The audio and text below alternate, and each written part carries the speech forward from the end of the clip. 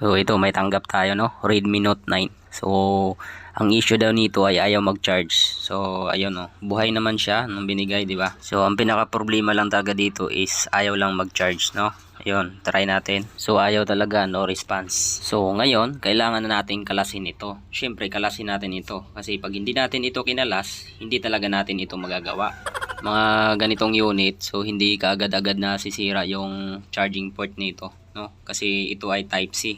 So yun ay base sa experience ko lang. Kaya naman dito, so lahat kinalas ko muna, no, tapos tinis muna natin. Syempre gamitan muna natin siya ng tester kung meron bang function yung kanyang flex. Ayun, meron naman, no. So possible na kasi ang mga sira nito is yung nagdi-disconnect yung kanyang connector. Syempre ang ginawa ko kaagad dito is board to board jumper. So jumper na natin yung B-bus. So ayan, makikita nyo naman yung pinakagilid na yan. Diyan tayo nagtatap ng jumper. Papunta dito sa ating pinaka mainboard yan. Pinakagilid na yan. Yan, no.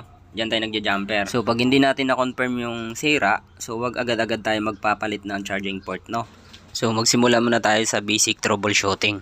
Alright, ayan, nagcha-charge na.